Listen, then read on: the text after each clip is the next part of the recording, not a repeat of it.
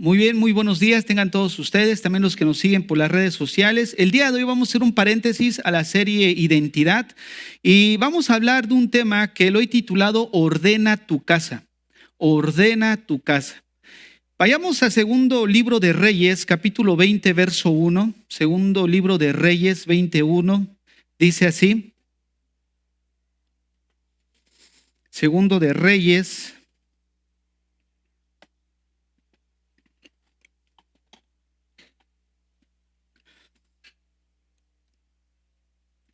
En aquellos días, Ezequías cayó enfermo de muerte. Y vino a él el profeta Isaías, hijo de Amós, y le dijo: Jehová dice así: ordena tu casa, porque morirás y no vivirás. Hermanos, si hay un tema en el que normalmente nosotros le sacamos la vuelta, es el hecho de que un día tenemos una cita con algo que quisiéramos evitarlo. E incluso pocas veces pensamos en ello, sobre todo en diferentes etapas de nuestra vida, conforme vayamos creciendo o vamos creciendo. Hay una etapa donde menos pensamos, que es cuando somos niños, ¿no? Pensamos en divertirnos, disfrutar. Hay uno que otro que es la excepción.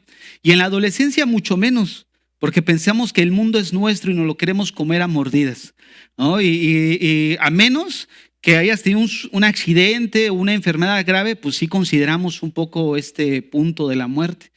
Pero hay otros momentos donde pues prácticamente no pensamos en ella hasta que llegamos a una edad donde pues empezamos a ser conscientes que nuestros días ya son contados o incluso pues que ya nos quedan poco tiempo, ¿no?, de vida.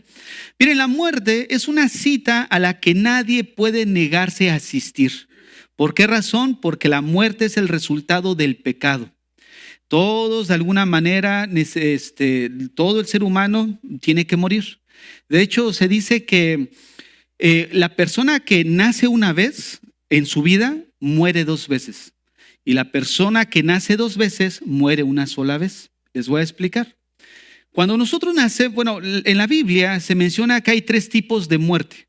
La muerte se define como separación. Por ejemplo, cuando vivimos normalmente, una persona muere, se dice que se ha separado de esta vida, ¿no? Su espíritu y alma se desprende del cuerpo y el cuerpo pues queda ahí ya abandonado, tirado, ¿no? Hay una separación de esta vida, pero pues continúa. El ser humano no comenzó siendo eterno, pero cuando Dios lo creó, sí lo hizo eterno. Entonces, de alguna manera es una separación. La segunda separación es la muerte espiritual, que se llevó a cabo en Génesis. Cuando Adán y Eva pecaron, hubo una separación con Dios, la muerte, una separación espiritual. Y la tercera muerte es la muerte eterna, ¿no? Cuando vamos a hacer lo que mejor vamos, toco madera, ¿no? Como dicen. Es un dicho, ¿no? Cuando aquellos que de alguna manera no han hecho las paces con Dios, pues van a ser atormentados eternamente en una muerte eterna. O sea, la tercer tipo de muerte que describe las Escrituras. Entonces, cuando una persona nace una sola vez, está condenado a morir dos veces, porque obviamente la causa el resultado del pecado es la muerte física. Pero al no nacer de nuevo, entonces le espera la segunda muerte, que es la eterna, ¿no? Ya descontando la muerte espiritual, porque siempre ha estado separado de Dios. Pero un cristiano que nace una vez en esta vida y estando en esta vida nace de nuevo, o sea, se convierte, se arrepiente de sus pecados, hay un segundo nacimiento que es el espiritual, solamente muere una vez, que es la muerte física, la cual todos de alguna manera nos vamos a encaminar hacia ese destino, pero al final no vamos a morir eternamente. Fíjate nada más la esperanza que nosotros tenemos como cristianos. Por eso la muerte es una cita a la que nadie puede negarse a asistir. Sin embargo, muchos no van a experimentar más de esa, sino simplemente es una transición para encontrarnos con nuestro Salvador. Quiero preguntarte a manera de reflexión, ¿qué le aconsejarías a alguien que está en el lecho de muerte? ¿Qué le aconsejarías? Si tuvieras la oportunidad de estar con alguien que ya está por partir de este mundo, ¿qué le dirías? Ahora quiero cambiarte la pregunta. ¿Qué harías si fueras tú quien estuviera en el lecho de muerte? y te quedara poco tiempo de vida, ¿qué harías? Fíjense nada más, acabamos de leer segundo libro de Reyes 21, se los voy a volver a leer. En aquellos días Ezequías cayó enfermo de muerte y vino a él el profeta Isaías, hijo de Amós, y le dijo: Jehová dice así, ordena tu casa porque morirás y no vivirás. Fíjense, en este texto dice que Ezequías cayó enfermo de muerte, pero Isaías no le dio un consejo, ni mucho menos fueron los sabios de Israel. Fue el mismo Señor quien le aconsejó. Vean lo que dice: y le dijo Jehová, ordena tu casa porque morirás. Fíjate nada más, si el Señor está diciendo a una persona que está a punto de entregar su vida y partir de esta tierra, le está diciendo, ordena tu casa. O sea, yo creo que eso es algo que nosotros también nos deberíamos de considerar, porque no es el consejo del más sabio, es más, ni de Salomón. No es el consejo del hombre más sabio que pudo haber existido, ni del pastor más santo. Es el consejo del Señor. Ordena tu casa. Por eso el tema ordenemos nuestra casa, que implica pues nuestra vida en general. Miren, en este puro versículo yo encontré 4 cosas que quiero señalar. 4 textos, 4 puntos en el texto. El primero es el siguiente. Ezequías iba a morir. Ordena tu casa porque morirás. Es un punto que lo dice ahí. Ezequías iba a morir. Pero miren, a diferencia de nosotros, él sí tenía sus días contados por su enfermedad. Pero nosotros, a pesar de que tenemos un poco más de tiempo, nosotros estamos en la misma situación. ¿En qué sentido? Que vamos a morir. Es esa certeza en la cual tarde o temprano vamos a llegar. O sea, en ese punto nos encontramos igual que Ezequías. Nadie se va a escapar de esta cita, de la muerte. Pero el segundo punto que yo quiero señalar es que Ezequías tenía poco tiempo para ordenar su casa. Porque dice, ordena tu casa porque morirás. Pero observen lo siguiente, si el Señor le está diciendo, a pesar del poco tiempo de vida que él tenía, ordena tu casa, quiere decir que sí le daba el tiempo para ordenar su vida. Ahora, si nosotros no estamos en esa situación de contexto de que por una enfermedad, una situación, tenemos los días contados, ¿cuánto más no tenemos el tiempo suficiente para ordenar nuestra casa? Nada más, ordena tu casa, y es el punto que dice. El segundo punto que quiero señalar, Ezequías tenía el tiempo para ordenar su casa. A diferencia de muchos de nosotros que no estamos en el mismo contexto, vuelvo a repetir, pero tenemos un tiempo suficiente para hacerlo. Ahora, el punto 3 que quiero aquí señalar es que al decirle ordena tu casa, implica estar preparados para encontrarse con el Señor. Y esto es algo de suma importancia. ¿Por qué? Porque si el Señor le dice ordena tu casa, va implícito de que lo que nosotros o cómo nos estamos conduciendo va a repercutir el día que estemos con Él. Fíjate nada más, ordena tu casa, porque si la vida de Ezequías, en el sentido de que no hubiera ordenado su vida, fuera irrelevante para el Señor, no le hubiera dicho ordena tu casa. No, la vida y los hechos y los acontecimientos y cada actitud, cada situación en la que nosotros nos vemos envueltos día a día, tiene mucha implicación en cómo vamos a estar parados delante de Dios. Por eso el Señor dice, ordena tu casa. El cuarto punto que quiero mencionar aquí es que si hay un momento en el que debemos de ordenar nuestra casa, es en vida. Porque el Señor le dijo, ordena tu casa. O sea, no le dijo, mira, no te preocupes, viviste como mundano, perdido, idólatra. Ya cuando estemos acá, pues vas a tener tiempo, una eternidad para ordenar tu vida. No, como muchos dicen, cuando estés en el purgatorio, pues vas a purgar tus condenas. Ya una vez, pues ya sales y ya no hay problema. No, hay una oportunidad nada más que todos tenemos para ordenar nuestra vida. Y esa vida o esa oportunidad la tenemos en esta vida. O sea, vean estos 4 puntos que solamente podemos observar así de manera general de este puro versículo, que tiene relación con nosotros también. Ahora, muchos pudieran pensar, bueno, pues este sí es un buen consejo para un hombre que de alguna manera vive perdidamente. Un hombre que vive malgastándolo todo como el hijo pródigo. O un hombre que ni siquiera va a la iglesia, pero nosotros venimos a la iglesia. Nosotros leemos la Biblia. O sea, como que eso vemos que está bien, pero para el asesino. Quiero hacer la reflexión de quién era Ezequías. Cuando yo empecé a leer este texto, se me vino a la mente, ¿no? Ordena tu casa, ¿no? Y ordena tu casa y el texto que leímos. Pero me cayó de extraño en el sentido de decir, bueno, ¿y quién era este Ezequías? Y resulta que muchos consideran a Ezequías como el rey justo. En el segundo libro de Reyes, capítulo 18, del 3 al 7, nos muestra el carácter de Ezequías. O sea, vamos a ver que Ezequías no era cualquier persona. O sea, no, su caminar no era un caminar mundano, ni era un caminar así, de doble moral, no. Fíjense lo que dice, ¿eh? Hablando de Ezequías, dice que hizo lo recto ante los ojos de Jehová, conforme a todas las cosas que había hecho David su padre. Él quitó los lugares altos y quebró las imágenes y cortó los símbolos de acera e hizo pedazos la serpiente de bronce que había hecho Moisés, porque hasta entonces le quemaban incienso los hijos de Israel, y la llamó Neustán. En Jehová Dios de Israel puso su esperanza. Ni después ni antes de él hubo otro como él entre todos los reyes de Judá, porque siguió a Jehová y no se apartó de él, sino que guardó los mandamientos que Jehová prescribió a Moisés. Y Jehová estaba con él, y a donde quiera que salía prosperaba. Él se rebeló contra el rey de Asiria y no le sirvió.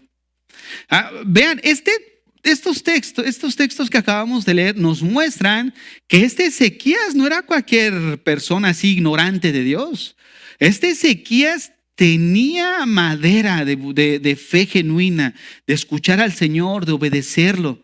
Ahora, esto me llama la atención, porque uno pudiera pensar, bueno, oye, ordena tu casa tú que ya andas ahí otra vez en el mundo, ¿no? O ordena tu casa tú que vives perdidamente. No, le dice a una persona que de alguna manera tuvo un pasado que se consideraba pues aceptable. A él le dice el Señor, ordena tu casa. Miren, este Ezequías, resulta que él se rebeló en contra del rey de Asiria. Y cuando él se rebeló en contra del rey de Asiria, resulta que el rey de Asiria manda todo su ejército y a sus capitanes. Y le dice, ve y confronta a este Ezequías. Y le manda mensajeros. Le dicen, hey Ezequías, ¿no has visto aquellos reyes que se opusieron como tú? Aquellos reyes que pusieron su esperanza en sus ídolos y en sus dioses, como ninguna de esas esperanzas para ellos pues les fue útil en contra de nosotros.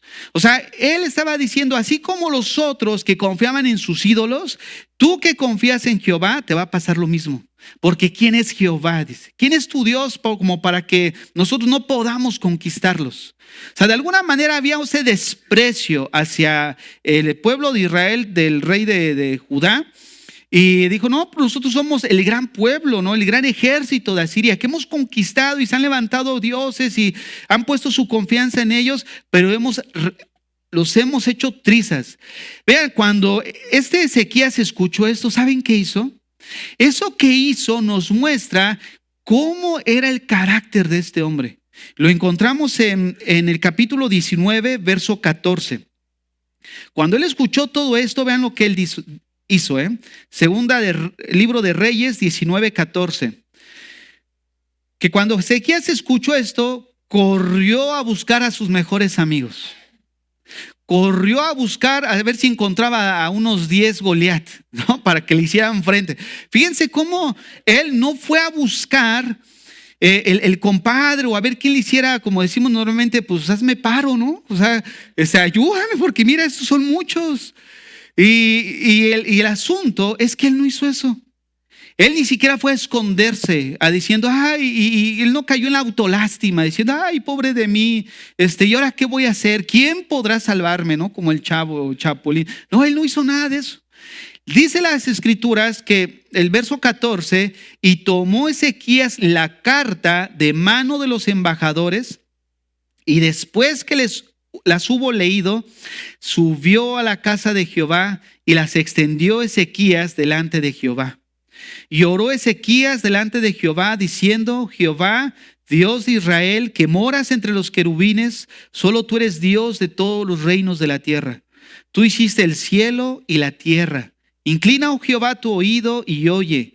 Abre, oh Jehová, tus ojos y mira. Y oye las palabras de Sennacherib, que ha enviado a blasfemar al Dios viviente. Es verdad, oh Jehová, que los reyes de Asiria han destruido las naciones y sus tierras, y echaron al fuego a sus dioses, por cuanto ellos no eran dioses, sino obra de manos de hombres, madera o piedra, y por eso los destruyeron. Ahora pues, oh Jehová, Dios nuestro, sálvanos, te ruego de su mano, para que sepan todos los reinos de la tierra que solo tú, Jehová, eres Dios. Fíjate nada más qué convicción de este hombre, ¿eh? O sea, a pesar, miren, no estábamos hablando de un país ahí que comenzaba, no, este ya era un imperio, los asirios, que empezaban a conquistar territorio al que llegaban. Y el pueblo de Judá era un pueblo a su mirada, a su vista insignificante, pero ellos confiaban en Jehová Dios, así como David. ¿Se acuerdan cuando David llegó ante Goliat? O sea, la perspectiva del pueblo, ¿cuál era? Oh, pues este David nomás no va a dar ni una. Pero David no estaba confiado en la situación, él estaba viendo al Dios que lo estaba respaldando, fíjate.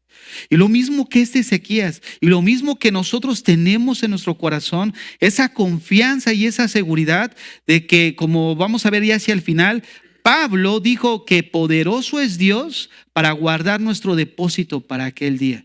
Nosotros no somos creyentes o personas que no tenemos esperanza. Nuestra esperanza está en Dios, porque Él va a hacer lo que Él prometió. Y esa es la esperanza que nosotros tenemos como cristianos, que vamos a partir de aquí, pero al final vamos a reencontrarnos otra vez aquel día con el Señor. Y esa es la mayor esperanza que cada uno de nosotros tenemos como cristianos. Se cuenta que allá en Brasil había una persona tan endemoniada como el endemoniado Gadareno, que vivía entre las tumbas y en la noche, cuando venían alguien a enterrar a su muertito, lo desenterraba y se lo comía.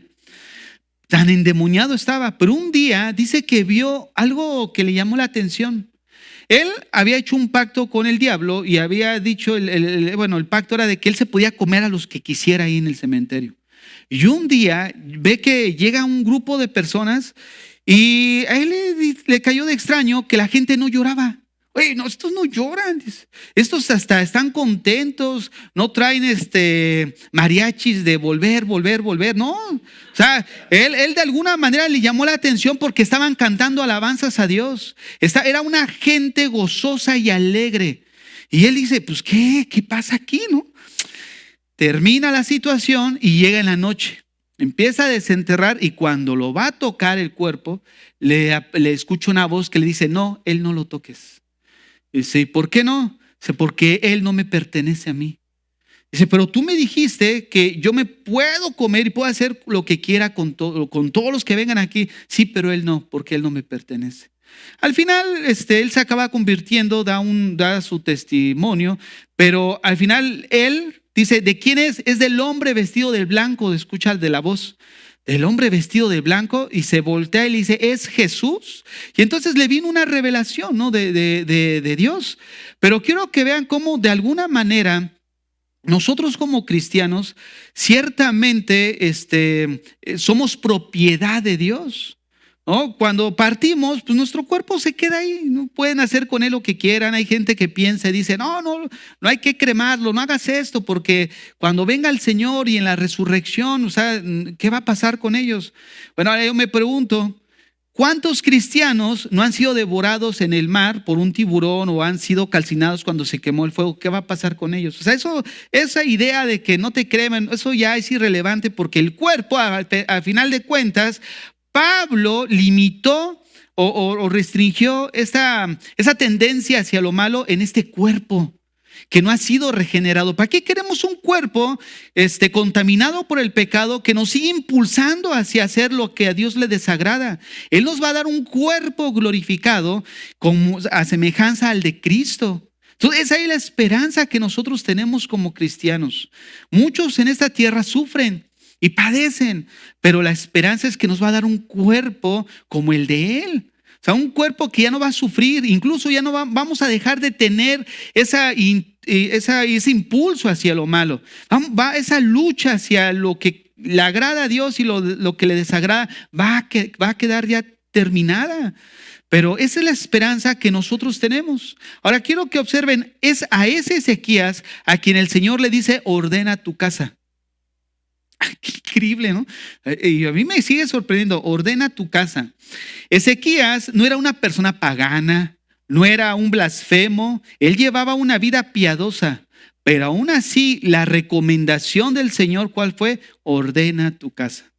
Miren, la mayoría sabe de lo que les voy a decir, saben de qué estoy hablando.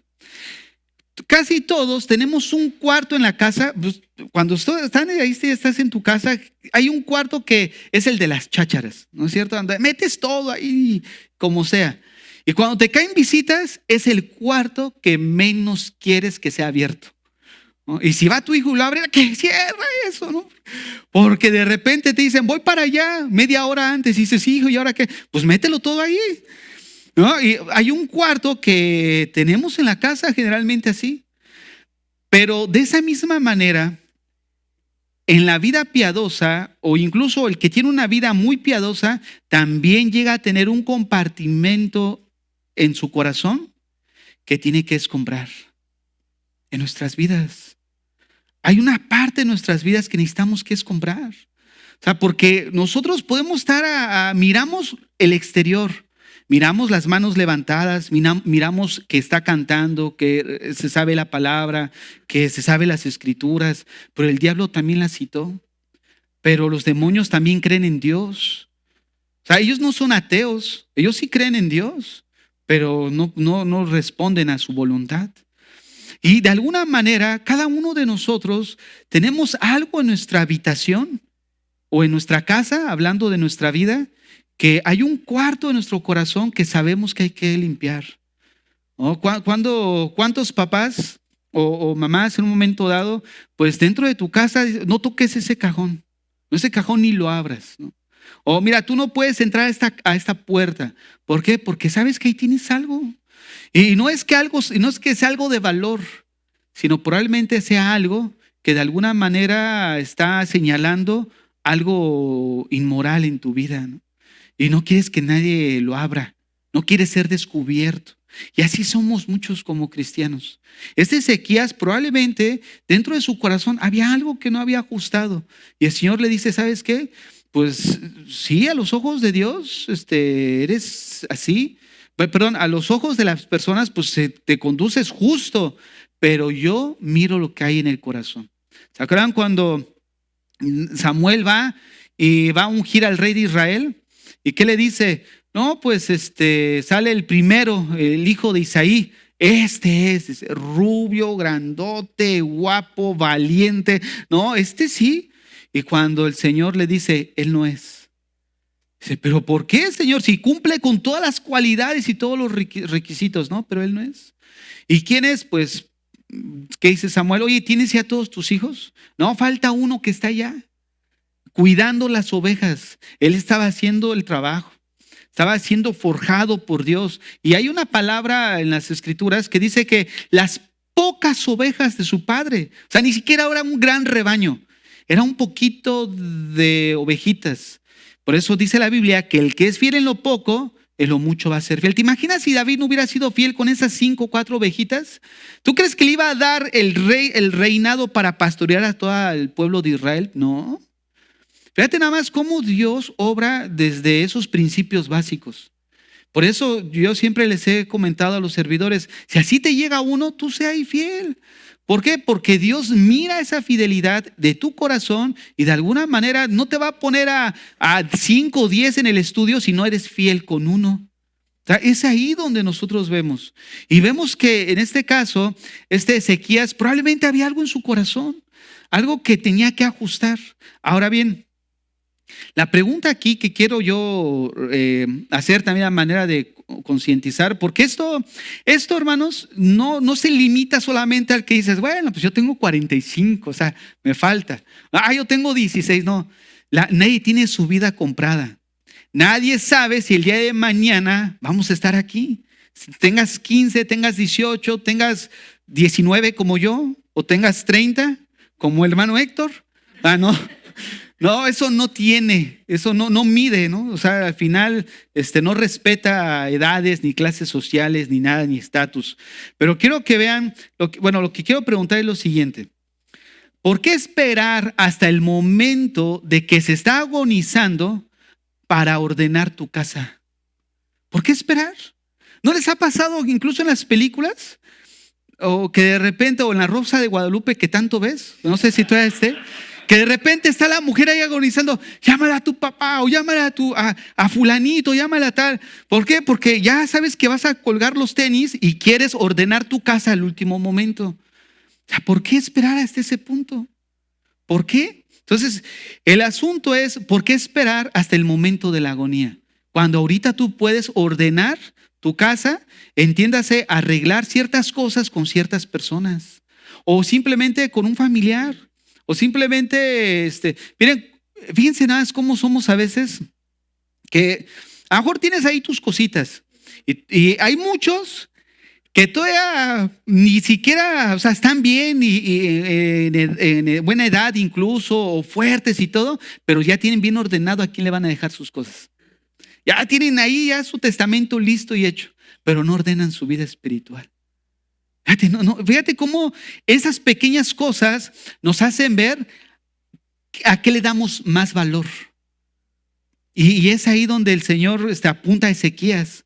Oye, Ezequías, ordena tu casa. Miren, hemos considerado nosotros cómo es la vida de fugaz. Santiago habla de un grupo de personas que viven como si ellos tuvieran el control de sus días, como si ellos establecieran el cuándo y cómo van a morir. Vean Santiago capítulo 4, verso 13 al 14. Santiago 4, del 13 al 14.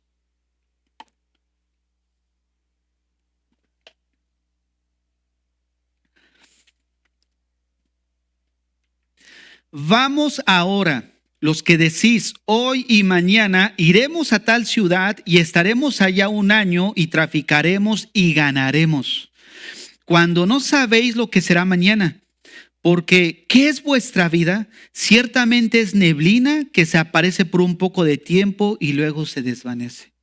Fíjate, la primera parte, que es el verso 13, habla de un grupo de individuos que están planeando, no, pues mañana vamos a hacer tal cosa, vamos a esa ciudad, es un buen negocio, vamos a hacer y vamos a ganar. O sea, va a haber algo productivo. Esto, hermanos, es lo más insensato, lo más necio del hombre, el vivir en el ahora sin considerar que el día de mañana ya no será lo que un día fue. Ya no, se va a terminar. ¿Por qué razón? Porque ¿qué es nuestra vida? Dice Santiago. Ciertamente es neblina que aparece por un poco de tiempo y luego se desvanece. ¿Y sabes cómo le llama Dios a ese tipo de actitud en el corazón del hombre? Necedad. Necio. Te voy a explicar. Mira, esto tiene que ver con la sabiduría. La sabiduría, según las Escrituras, la sabiduría está relacionado con la cuestión práctica de aprender a vivir una vida que agrade a Dios. O sea, según la Biblia, la persona que es sabia es aquella persona que vive de tal manera que es agradable a Dios. Esa es una persona sabia. Pero quiero que veamos la diferencia entre inteligencia y sabiduría. La inteligencia, que es también el conocimiento que una persona puede tener, simplemente se refiere a la capacidad que tiene una persona para administrar en su mente o en su cerebro una cierta información. Ella la tiene bien administrada. Pero la sabiduría implica tener la capacidad de vivir de acuerdo al conocimiento que esa persona tiene. Ahora, sígame con atención, porque esto es a lo que se refiere cuando se dice esta persona vive neciamente. Miren, se puede tener conocimiento sin tener sabiduría. Vuelvo a repetir. Se puede tener conocimiento sin tener sabiduría. ¿Por qué razón? Porque ¿cuál es la diferencia que les dije? Conocimiento es simplemente tener un cúmulo de información en tu mente, en tu cerebro, y la sabiduría es aplicar ese conocimiento. Ahora, tú puedes tener conocimiento sin tener sabiduría. ¿Han visto esa gente que tú hablas con ellos y no inventes, saben de todo? pero tú no te explicas cómo es que esa persona tenga mucho conocimiento y su vida es un desastre.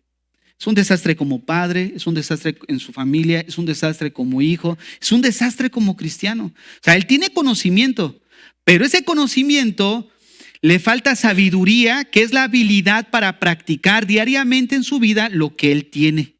Ahora bien, si nosotros entendemos esto, una persona que no tiene conocimiento, ¿qué es? Pues es una persona ignorante, pero una persona sin sabiduría se considera necia. ¿Por qué razón? Los voy a explicar. Todos nosotros como cristianos tenemos conocimiento de Dios. Es más, hay veces que ni siquiera se requiere explicar algo, porque de entrada ustedes ya saben el temor de Dios, ya conocemos que a Dios qué le agrada y qué le desagrada. Hay un conocimiento. Pero cuando tú tienes ese conocimiento y no vives de acuerdo a ese conocimiento, eres un necio, porque no tienes la sabiduría de Dios.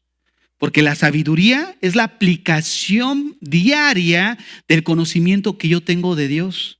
Este tipo de personas que menciona Santiago tenían habilidades para hacer negocios, conocían probablemente del Señor, pero estaban tan aquí y en el ahora que no les permitía vivir de una manera que agradara a Dios. Y según en la Biblia, a ese tipo de personas les llama necios. ¿Por qué? Porque tienen el conocimiento, pero no son sabios en su caminar. Y es ahí donde por eso hace rato decía, una persona puede tener conocimiento y no ser sabio. Pero no se puede ser sabio si no se tiene conocimiento.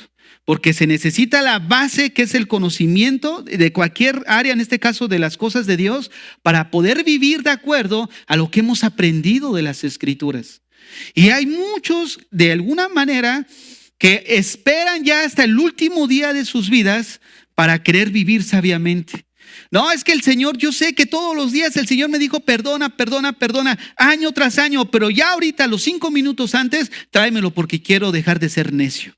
Fíjate nada más cómo nosotros mismos nos damos cuenta que tenemos cierto conocimiento, pero hemos vivido neciamente en contra de Dios. Por eso el Señor le dice, ordena tu casa.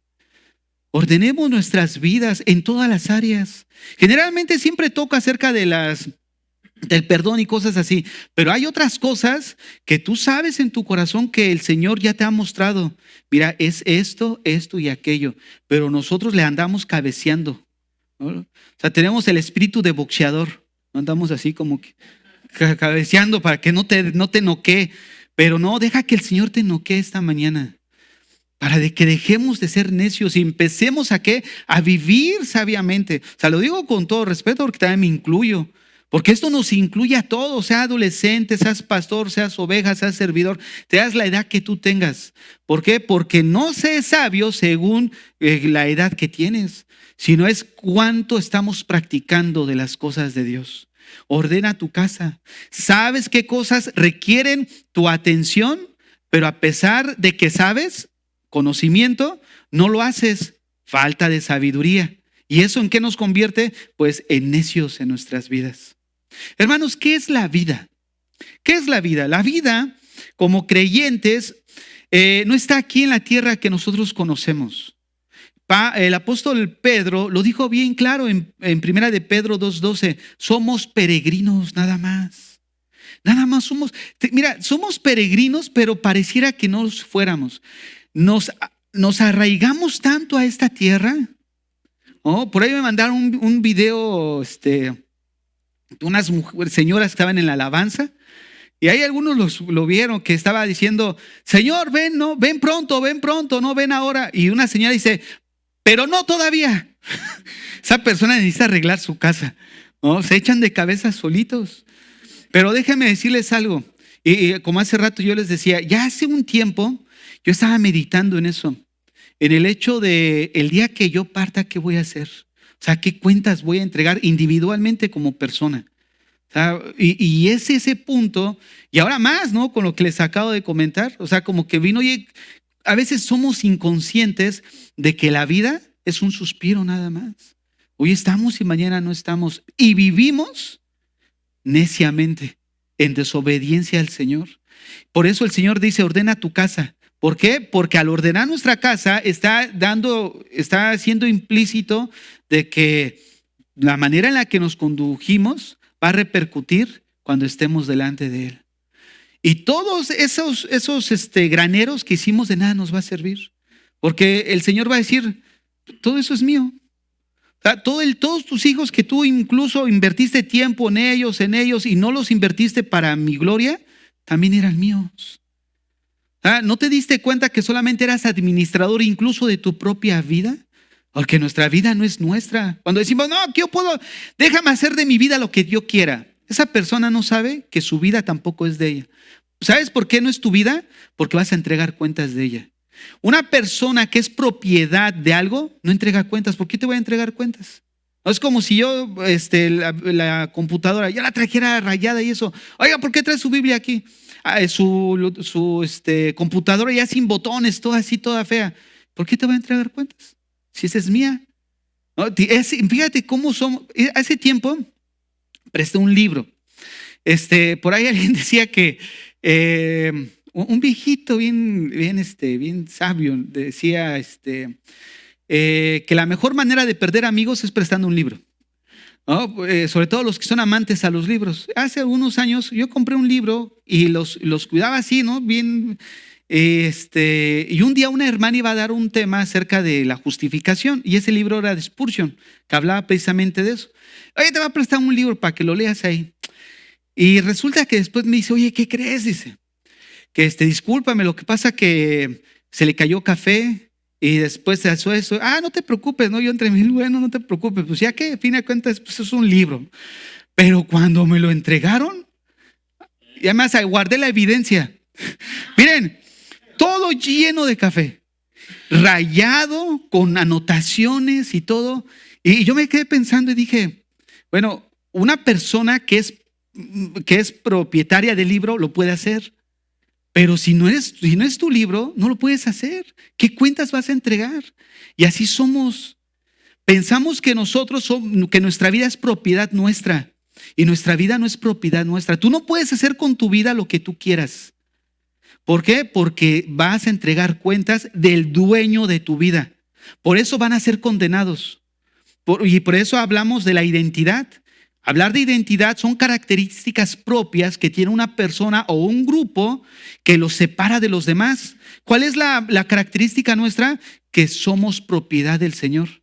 Eso no implica que los otros no sean propiedad, pero sí nos ayuda a entender por qué van a ser condenados. Porque ellos vivieron su vida como ellos quisieron, pero nosotros ya no podemos vivirla así. Porque nosotros entendemos que ahora mi vida le pertenece a alguien y como le pertenece a alguien, yo debo de vivir de acuerdo a lo que mi dueño y mi propietario, mi señor y mi curios me está diciendo que yo debo de conducirme. Porque de lo contrario voy a pagar las consecuencias. Y déjenme decirles algo, la factura tarde o temprano nos llega. Siempre llega la factura. No nos vamos a salir con la nuestra. Aun cuando dice, no, pero mira ese cómo está disfrutando su vida, ¿no? Hace muchos años una hermana me decía, oye, es que yo no entiendo, fíjate, mi marido me dejó por otra mujer, dice, y yo me quedé con mi hijo, pero pues a mí me cuesta, estoy sufriendo, me van pues ahí más o menos, ¿no? Y yo lo veo a él, le va re bien con la otra mujer, es feliz, hace esto, hace el otro, y pensamos que se le ha ido de las manos al Señor. Pero déjame decirte algo, el que no las paga aquí, en la ley de la siembra y la cosecha, lo va a pagar después. Pero al Señor nadie se le va. Tarde o temprano entregaremos cuentas. ¿Por qué? Porque no somos señores de nosotros mismos. Es ahí donde nosotros necesitamos ver. Ahora, el hecho de que somos peregrinos implica que estamos de paso. Estamos aquí en esta tierra, pero no somos de esta tierra. Estamos de paso. Mientras estemos aquí, nosotros debemos de traer siempre las botas puestas como cristianos. Las botas puestas, vivir cada día como si fuera el último de nuestras vidas. ¿Qué implica eso? Implica entrega al Señor. Implica pasión por las cosas de Dios. Implica dedicación, esforzarnos. Implica levantarnos cuando nos caemos. El ser cristiano no significa perfección. Nos hemos caído una y otra vez. El Señor dice 70 veces cae el justo y 70 el Señor los levanta. A veces que dice, no, pues ya el Señor ya no se acuerda de mí. Levántate. Como le dijo a la mujer, ¿dónde están los que te juzgaban? No, pues no hay nadie. Pues levántate, no peques más. Yo tampoco te perdono. Fíjate, el Señor, ¿qué busca de nosotros? Busca simplemente que avancemos. Miren, hay algunos hermanos, ¿sí lo dije bien o no? ¿Cómo lo dije? Bueno, solo repito porque, ¿qué le dijo el Señor? ¿Dónde están los que te condenan? No, pues no hay nadie. Yo tampoco te condeno. Levántate y no peques más. Así es, ¿no? Levántate, no. Vi su carne, luego, pues ya nos dio libertad para. No, eso no dice la Biblia. Además los estaba probando. Pero esto ¿qué implica entonces? Pues esfuerzo, seguir marchando, continuar con nuestra fe en el Señor. Miren, el apóstol Pablo es un ejemplo de esto, de alguien que vivió su vida con las botas puestas y murió con las botas puestas. Dice segunda carta a Timoteo, capítulo 4, del 6 al 7, lo siguiente.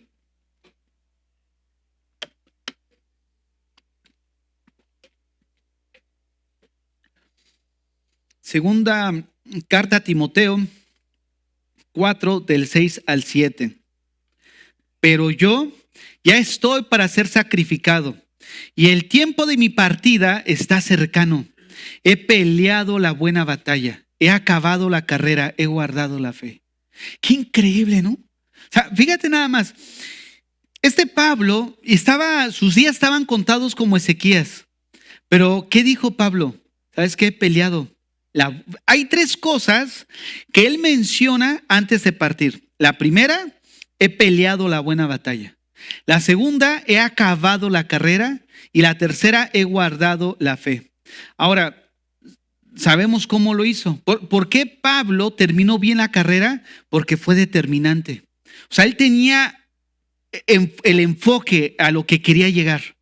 Él no andaba ahí como gallina descabezada, ¿no? Que a veces quitas la cabeza y andan así por todos lados, pegando y chocando. No, él tenía el rumbo fijo. Voy a llegar hasta allá. O sea, esa es mi dirección. Y él lo vio como una batalla diaria. Por eso vemos a Pablo como una persona con convicción. Miren, ¿qué implica el hecho de que él haya dicho, he peleado la buena batalla? Implica preparación. La buena batalla, él siempre comparó la vida cristiana con esos deportes de alto rendimiento y como estuviéramos en una guerra, como los soldados, ¿no? Que esas personas, como ya sean soldados o que practican un deporte de alto rendimiento, necesitan disciplina en su vida. Si tú miras, hay deportistas que de alguna manera descuidan su disciplina y no ganan. Ahí tienen al hijo de Chávez. Ese drogo, alcohol, no se prepara, no nada. Pero una persona disciplinada en lo que está haciendo, ¿qué hace? O sea, está enfocado, está disciplinando su vida, teniendo cuidado con su vida. Hay un compromiso y una entrega. Eso es lo que Pablo le ayudó a terminar su carrera. El saber que hay cosas en las cuales nosotros tenemos que tener cuidado. Cuidar a qué hora nos dormimos, cuidar qué es lo que comemos, cuidar nuestra vida, porque de alguna manera, cuando nosotros vamos avanzando, ¿te imaginas que venga así? Hermanos, vamos a comenzar la predicación. Así me llega a pasar, ¿no? Que se me olvidan las cosas, pero te imaginas, no, es que me desvelé viendo la película o viendo ahora que viene el mundial, tú sabes, hermano. No, hay una disciplina en nuestra vida cristiana. ¿Por qué como cristianos no corremos? ¿Por qué no hay disciplina? No tienes un momento apartado de tu día para la oración, para la lectura. Cuando viene la tentación, que el diablo avienta el anzuelo, es más propenso a ¿qué? Pues a caer. ¿Por qué razón? Porque en tu vida espiritual no hay esa disciplina. Por eso Pablo decía, he peleado la buena batalla. Y mira, dice la segunda oración, he acabado la carrera. Miren, he acabado la carrera. ¿Saben que Pablo vio a muchos comenzar, pero también vio a muchos quedarse en el camino? Y él dijo, yo he terminado. ¿Cuántos de ustedes han visto hermanos que han comenzado y de repente se han ido quedando? No solamente aquí, no, a lo largo de la vida cristiana. Que tú dices, oye, ¿qué pasó con aquel? Iba bien y se van quedando. Pablo menciona de un colaborador que tenía, que se llamaba Demas. En su carta a los Colosenses, él empieza a describir a cada uno de sus colaboradores y empieza a describir algo, un rasgo de cada uno de ellos, de su carácter, de su fidelidad. Pero cuando llega a Demas, no menciona nada. Solamente dice y Demas. Algunos llegan a pensar que probablemente Pablo ya como que lo estaba viendo como que de doble ánimo. Como que ya cuando menciona en su segunda carta a Timoteo, al final, que le dice a Timoteo, oye, Demas me ha abandonado amando este mundo. Como que Pablo ya lo veía viendo. Pero fíjate cómo Pablo, a lo largo de su ministerio, iban muchos con él. Y dentro de eso, otros iban quedando. Ahí está Demas. Primera Timoteo menciona a Himeneo y Alejandro. Personas que acabaron abrazando la apostasía porque empezaron a enseñar cosas ajenas a las escrituras. Y así vemos, yo les dije la vez pasada, había una persona que invitaban mucho en la iglesia que se llama Norman Parrish. Era un americano. Él hablaba en español, pero era su acento típico, ¿no? Así de un americano. Él me acuerdo que dio una enseñanza que se llamó Los hijos de Belial. Yo tendría como 15 años cuando la escuché. Estaba hasta atrás del evento, en unas sillas atrás. Mira, hermanos, sin mentirles, yo estaba así temblando de la enseñanza y de cómo esa enseñanza me impactó tanto. Yo dije, este hombre, y cuando tú te le acercabas a él, era un viejito ya, y sus ojos de color como todo un americano, y mira, sentías y cuando hace unos 4 años atrás dije, no me ampares, lo voy a seguir, me dio una tristeza. Estaba sentado ahí porque él se quedó ahí en Guatemala y empezó a abrir una iglesia grande y era patriarca, pidiendo que, y era un apóstol, pidiendo que dejaran la semilla anual. ¿No? Se volvió a todo eso. No sabes que hay que sembrar anualmente la cosecha de todo el año, y como dice las escrituras, y diezmo y esto. Miren, yo me puse a pensar en qué momento se desvían. Nosotros no estamos exentos, como yo les he dicho en la escuela bíblica. Nosotros necesitamos formar servidores cristianos que en el día de mañana presenten esta fidelidad al Señor. Pablo menciona también en la segunda carta a Timoteo que fue abandonado por Figelo y Hermógenes. Dice, oye, ese Figelo y Hermógenes me abandonaron, me dejaron solo. Y fíjate nada más, cuando describe en segunda a Timoteo que dice, Demas me abandonó, qué trágico, porque Demas lo abandonó justo en los últimos días de su vida.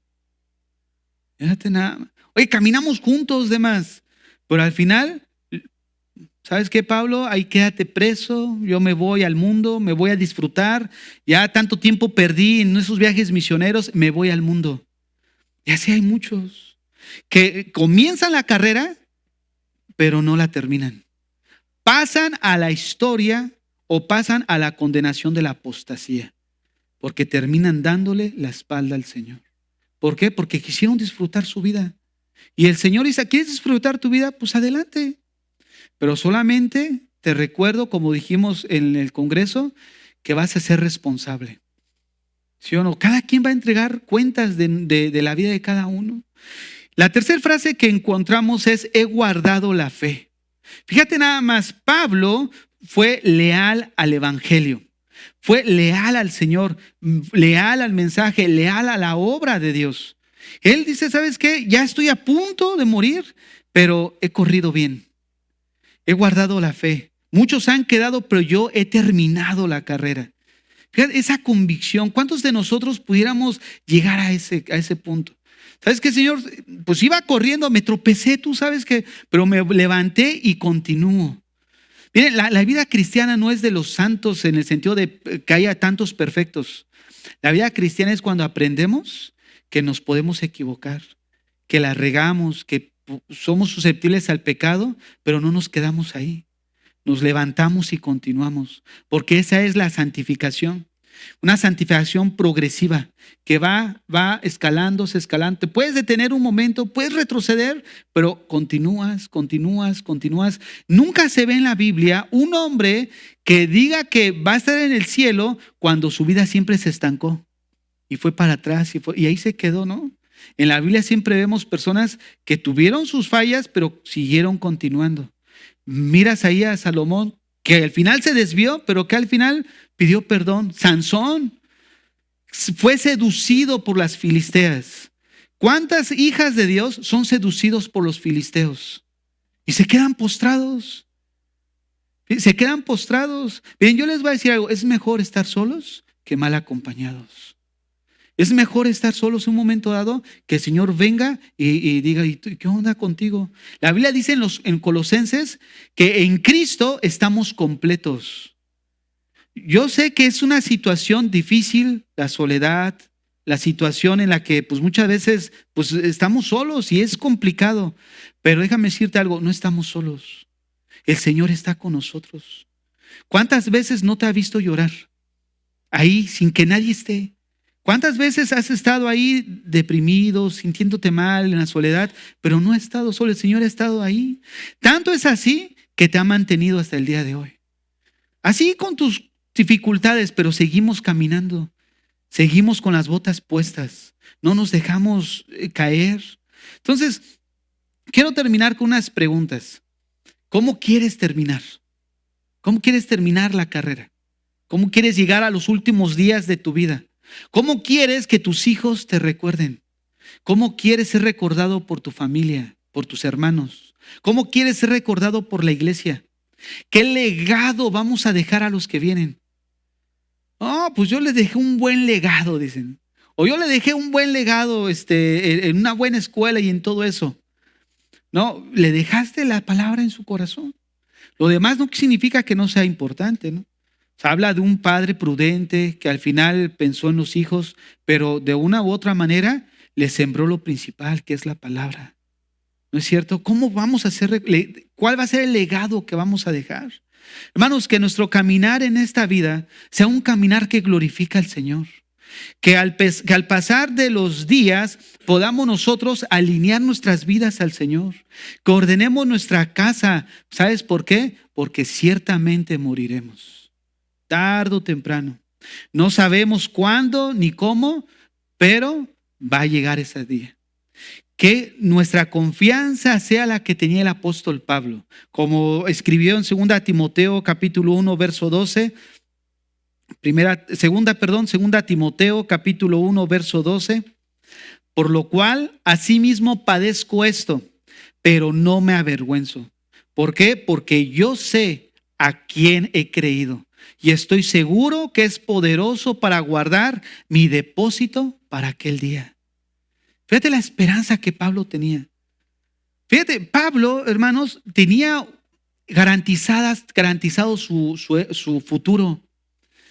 Muchos dicen que era políglota, lo dije bien, políglota. Era una persona estudiada, a los pies de Gamaliel. O sea, realmente dentro de los judíos era celoso. Dice, conforme a la ley, nadie me ganaba. Dice, yo era celoso, guardador de la ley, era irreprochable. O sea, y él tenía una vida garantizada, pero él cambió todo eso y le dijo, ¿sabes qué? Todo eso es basura, con tal de obtener a Cristo en mi vida. Y no le importó todos esos padecimientos, no le importó todas esas dificultades, incluso que le hayan dicho, Pablo, ya estás loco, las muchas letras te han hecho loco. Y él que le dijo, no, pues yo quisiera que tú estuvieras como yo, menos en esta situación en la que me encuentro, ¿no? Que estoy preso. Entonces nosotros nos damos cuenta cómo de alguna manera la confianza que tenemos como cristianos es que nuestro depósito está guardada en el Señor. Cuando Él dice, oh muerte, ¿dónde está tu aguijón? ¿Dónde está el triunfo? Vamos ahí a leerlos. Les voy a decir el texto. Con ese cerramos.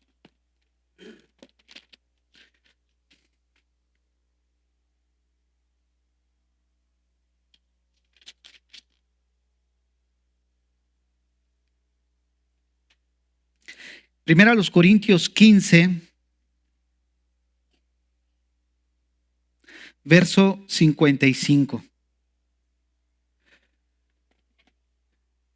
Primera a los Corintios 15, 55. ¿Dónde está, oh muerte, tu aguijón? ¿Dónde, oh sepulcro, tu victoria? Hermanos, nuestra victoria la tenemos en Cristo. Sí vamos a sufrir, vamos a sentir feo cuando el hecho de que alguien parta cercano a nosotros, pero al final su depósito va a estar seguro en Cristo. Cada uno de nosotros, cada uno de nuestros familiares que puso su fe en Cristo Jesús. Que esa confianza, hermanos, nos mantenga firmes. Que no decaigamos en el ánimo, que nos mantengamos firmes en el Señor, pero también que llevemos este mismo mensaje a otros que de alguna manera no tienen su destino asegurado, que solamente lo puede dar el Señor Jesucristo. Despidámonos en oración.